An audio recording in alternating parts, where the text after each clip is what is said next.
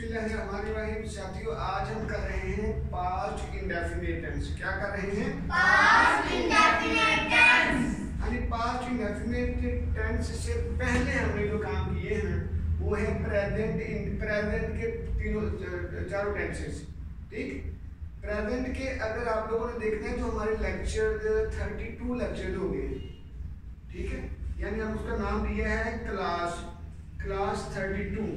Class 32 तक आप जाओगे ना, यानी हमने सिर्फ ये 4 लेक्चर जो हैं present definite tense, present continuous tense, present perfect tense और प्रेजेंट परफेक्ट कंटीन्यूअस टेंस, हमने इसको इतनी डिटेल में किया है कि हमारी 32 क्लासेस हुई इनके ऊपर।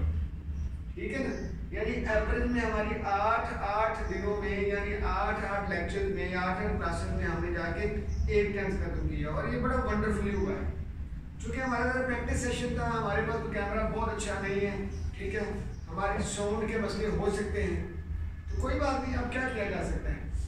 तो अभी तो शुरुआत है ना, तो आज हम सीख रहे हैं नई बात, पास्ट इंडेफिनिट टेंस। क्या सीख रहे हैं? Past indefinite tense. जी, लेट्स एंजॉय इट। यस जी, my name is Mohammed Imran and I am teaching you English language these days. Now in these days we are doing tenses. Okay? Yes. How are you guys? We are fine. How are you, sir? I'm perfectly all right as ever, you know. Okay, thank you बच्चों। आगे चलेंगे जी, लिखेंगे past indefinite. मैं इसको थोड़ा बड़ा लिखूंगा कि आपको नजर आ जाए। पास्ट लिखे बेटा जी, बेटा लिखिए पास्ट इंडेफिनिट और टेंस। बेटा पास्ट का मतलब होता है मादी। मादी बोलते हैं गुजरे हुए जमाने को, गुजरा हुआ। इंडेफिनिट का मतलब होता है सादा। ये हमने अब तो हमें समझ आ जानी चाहिए। सादा को अगर आप पाकिस्तानी ग्रामर पढ़ते हो ना, उर्दू वाली, तो सादा को मुतलक लिखते हैं। ठीक है, तो ये आगे मुतलक है कि सादा। आगे देखिएगा, टेंस का मतलब है जमाना, और जमाने को फेल भी बोलते हैं। तो ये अभी आज हमने पहला पॉइंट सीख लिया कि पास्ट इंडेफिनिट टेंस का मतलब क्या होता है। क्या मतलब होता है? फेल मादी सादा। फेल मादी सादा। फेल मादी सादा। ठीक, इसमें कोई मसला जी। अब मेरे साथ बोलिएगा, पास्ट इंडेफिनिट टेंस का क्या मतलब होता है? फेल मादी सादा।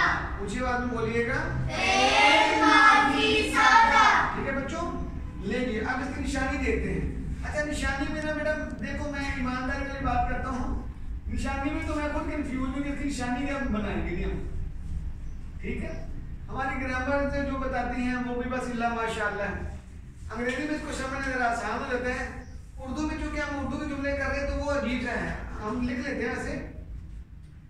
इस मैं लिखता हूँ, बड़ा लिखता हूँ, इस टेंस के उर्दू के जुमलों यानी फिकरात के आखिर में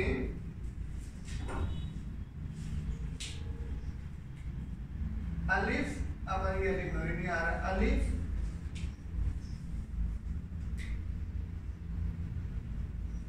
ऐसे कर देता हूँ, अलिफ छोटी ये और बड़ी ये,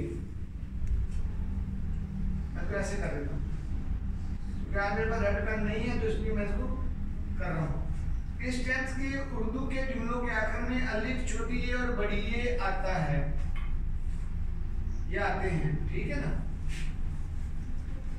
मिसालें यहाँ तक मसला, अलिफ छोटी ये और बड़ी ये।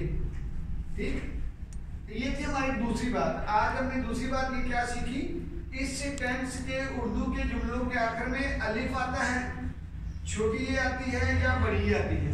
अब हम मिसालों से साबित करते हैं। मिसालें देनी इसकी ये, अदरवाइज ऊपर कीजिएगा, मैं शायद आपको दिखा पाए, क्योंकि आज मैं एक ही काम करने मुझे लग रहा है। मिसालें देखिए बेटा, मैं बड़ा लिखता हूँ जरा इसको, मिसालें बेटा फोकस करना है आपने। मिसालों में देखिएगा, मैंने आपको पढ़ाया, मैंने आपको पढ़ाया। तो देखो या आया, या नंबर ये और अलिफ या, तो आखिर में क्या आ गया? अलिफ आ गया बेटा अलिफ। मैंने आपको पढ़ाया। आगे चले। बच्चे गली में खेले। दूसरी मिसाल आगे, बच्चे गली में खेले। ठीक है, तो समझ लगी बेटा? इसको बड़ा कीजिएगा यार, एक्टिव होके बैठे तो सोना। बच्चे गली में खेले। देखो बेटा इधर देखो, सर देखिएगा, खेलिए, खेलने के आखिर में ये आ गया। ठीक, हाँ जी, मशहूर जमाना हमारा जो एक और हमारी मिसाल है, वो मरी गई। देखो ना, वो याद आवाज आ रही है, वो मरी गई। गई में आ गया ये छोटी आ गई। तो एक हमने मिसाल, एक हमने जो निशानी बनाई बताई थी, कि हम थोड़ी थोड़ी मिसालें हमने एक करके कर ली। इसमें कोई मसला, यानी 3 बातें हमने आज सीख ली। पहली बात यह है कि पास्ट इंडेफिनिट टेंस को फेल मादी सादा कहते हैं। पहली बात क्या थी? पास्ट इंडेफिनिट टेंस को क्या कहते हैं? फेल मादी सादा।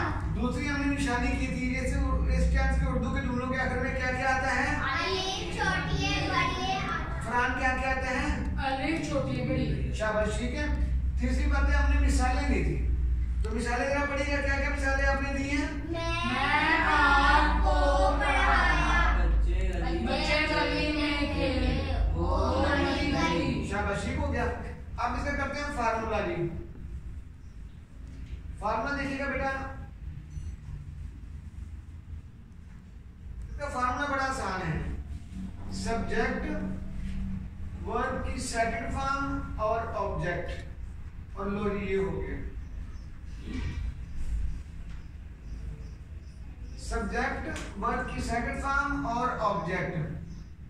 बेटा ये दिखा रहे हो, ठीक है? स्क्रीन पे रखो बेटा, इसको एक्टिव रखा करो। सब्जेक्ट, वर्ब की सेकंड फॉर्म प्लस ऑब्जेक्ट। देखिए अब मैं बताने लगा जी, इतना छोटा सा। देखो बच्चों, इसमें जरा फोकस कीजिएगा बेटा, मेरी तरफ अगर करवा सको तो। देखो बेटा, सब्जेक्ट प्लस वर्ब की सेकंड फॉर्म प्लस ऑब्जेक्ट, मैं नजर आ रहा हूँ? अब मैं जरा बोलना है मुझे, जरा मेरे पास फोकस रखिएगा बेटा। देखो, सब्जेक्ट प्लस वर्ब की सेकंड फॉर्म प्लस ऑब्जेक्ट, ये जो टेंस है या ये जो फार्मूला है, ये पूरी अंग्रेजी में सबसे छोटा फार्मूला है। और ये मैं अक्सर कहा करता हूं कि अगर किसी बंदे को यही टेंस आता है ना, सिर्फ अगर किसी को पास्ट इंडेफिनिट टेंस आता है सिर्फ एक वाला, तो उसको 25% अंग्रेजी आती है। अगर किसी बंदे को, मैं दोबारा बोल रहा हूं, अगर किसी बंदे को सिर्फ पास्ट इंडेफिनिट टेंस आता है तो उसको 25% अंग्रेजी आती है। और मैं दोबारा बात करने लगूंगा, अगर किसी को यही टेंस आता है तो वो एफए और मैट्रिक में जो बंदा बिल्कुल ही पास नहीं हो सकता, वो इससे आसानी से पास हो जाएगा। ठीक, क्योंकि अगर आपने एप्लीकेशन लिखनी है, अगर आपने लेटर लिखना है, अगर आपने एसे लिखना है, ठीक है, तो आपको और शॉर्ट स्टोरी लिखनी है, तो शॉर्ट स्टोरी तो होती ही पास्ट में। तो एक टेंस अगर किसी बच्चे को आता हो तो 25% रेडियस को आ जाती है, और इसके अलावा क्या वो बड़ी आसानी से पासिंग मार्क यानी पास मार्क्स ले सकता है। ठीक समझ लगी बेटा? वापस आए अब जी बेटा, इसके फोकस कीजिएगा। सब्जेक्ट प्लस वर्ब की सेकंड फॉर्म प्लस ऑब्जेक्ट, समझ लगी? अब जरा मेरे पीछे पढ़िएगा, पढ़िए। सब्जेक्ट प्लस वर्ब की second form plus object, subject verb की second form plus object, subject plus verb की सेकंड फॉर्म प्लस ऑब्जेक्ट। समझ लगी बेटा? अब हम इसको करते हैं। अब इसमें मजेदारी की बात है, अब बात हम 5वीं सीखने लगे। इस टेंस में सबके साथ ही, सारे प्रोनाउंस के साथ ही, सारे सब्जेक्ट के साथ ही सेकंड फॉर्म आनी है। ये मौजे समझ लगी ना? इसमें कोई मसला नहीं है कि जी ऐसे इजाफा करना है या फलां करना, वो करना, कुछ नहीं करना। आपने जो भी टेंस, जो भी फार्मूला आ गया ना, सॉरी जो भी सब्जेक्ट आ गया, जो भी जुमला आ गया, सबके साथ ही आपने सेकंड फॉर्म लगानी है। ठीक है? मतलब मिसाल दे रही ऊपर वाली, देखिएगा, मैंने आपको पढ़ाया, किसने आपको पढ़ाया? मैंने क्या किया? पढ़ाया। सॉरी, गंदा लिखा गया बच्चा। मैंने आपको पढ़ाया, किसको? आपको। अब करोगे इसको, कर लो कि मैंने आपको पढ़ाया, मैं बैठने लगा बोल रहा। मैंने आपको पढ़ाया तो मेरी इंग्लिश मैं कितनी आई। दूसरी बात को होती है taught, TAUGHT, taught. I taught you, मैंने आपको पढ़ाया। लेकिन हमारा जुमला पूरा हो गया। आई टॉट यू, मैंने आपको पढ़ाया। ठीक, या उस्तादी लगाऊं जरा। 1 लाख रुपए की उस्तादी है, 1 लाख रुपए का पॉइंट है। देखें इधर, देखिएगा, शायद मैं समझा पाऊं। ये T और Y इकट्ठा आ गया बेटा। जब भी T और U का Y इकट्ठा आएगा तो ये U आ गया ना, ये T है ना। ये मैं उस्तादी लगा रहा हूँ, जानबूझ के आपको एक टेक्निकल बात बता रहा हूँ अंग्रेजी लैंग्वेज की। देखो बेटा, टॉट का T और U का Y। अब मैं दोबारा लिख रहा हूँ, T और इस U को U पढ़ते हैं ऐसे, है ना। T और U जब भी इकट्ठे आते हैं तो चे की आवाज देते हैं। ठीक, तो ये हो गया I touch you, I touch you। I taught लिखना है, I touch पढ़ना चे के साथ। ठीक है, how about you, ठीक है, यानी what about you, nice to meet you, meet। ठीक है, ये बातें हम अगले इंशाल्लाह बताएंगे, अगले जो लेक्चर में इंशाल्लाह। ठीक है बेटा, तो ये वैसे उस्तादी थी, ये बड़ा बहुत प्यारी बात थी, लेकिन अभी आपको शायद समझ ना आए, है बड़ी मजेदार बात। अब वापस आता हूँ अपनी जगह बेटा। बच्चे गली में खेले, अब करोगे इसकी, बच्चे गली में खेले। बच्चे गली में खेलेगी तो क्या होगा बेटा? बच्चे गली में खेले। बेटा इसकी ब्रेक लगाना पड़ेगा जी। बच्चे गली में खेले बेटा, तो करें इसका सब्जेक्ट प्लस वर्ब की second form plus object. Subject होता है बच्चे, बच्चों ने क्या किया? खेले। कहाँ पे खेले? गली में। तो करो मेरी क्या की इसकी? चिल्ड्रन। खेलना होता है प्ले। दूसरी बात होगी प्लेड। Children played. कहाँ पे खेल? गली में, इन स्ट्रीट। बच्चे गली में खेले। ठीक, आगे चले। वो मरी गई। चले जी, करो मेरी। वो मरी और गई। वो मरी गई।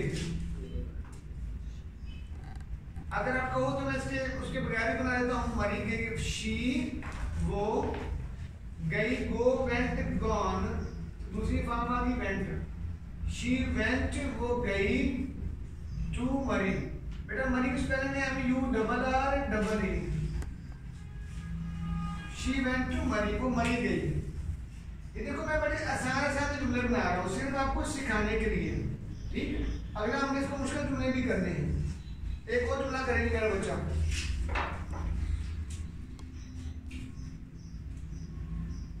उसने अम्मी जान के लिए खाना पकाया। ठीक है, तो उससे मतलब ऑब्वियसली खाना पकाने वाले तो हमारे यहाँ तो खातून ही होती हैं या बेचारे में शोहर लोग होते हैं। ठीक है, तो उसने अम्मी जान के लिए खाना पकाया। तो अब आ गया सब्जेक्ट। मैं दान की तरफ बढ़ा कर लेता हूँ। सब्जेक्ट प्लस वर्ब की सेकंड फॉर्म प्लस ऑब्जेक्ट। उसने पकाया खाना। आगे मुतल्लिका चीजें हैं, प्रेडिकेट्स वगैरह, तो मैं इसको अभी मुतल्लिकात दे देता हूँ आपके लिए। मुतल्लिका चीजें हैं क्या है? अम्मी जान के लिए। तो आ गया शी। पकाया बेटा क्या लेनी होती है? दूसरी फॉर्म शी कुक्ड। क्या पकाया? खाना फूड, शी कुक्ड फूड किसके लिए पकाया? अम्मी जान के लिए, फॉर मदर। ठीक बच्चों, she cooked food for mother. अरे देखिएगा बेटा, ये ना हमने अभी 4 जुमले किए हैं, ठीक? तो तेरा लंबा काम हो जाएगा। मेरी रिक्वेस्ट आपसे है कि आप घर बैठ के कुछ 40 जुमले बनाएं, ठीक है? 400 जुमले बनाएं। तो देखिए आपको अंग्रेजी आ जाएगी। जाहिर है हमारा काम पढ़ना बनाना है तो पढ़े, लिखें। पढ़ने लिखने से काम होगा। क्योंकि हमारी वीडियो लंबी हो जाती है तो हमारे साथी इतराज करते हैं कि थोड़ा लिखें, इसलिए बोले, इसलिए हमें थोड़ा बोलना पड़ा। तो आज के लिए काफ़ी है। जी जज़ाकल्लाह, प्लीज़ इसको ऑफ कीजिएगा।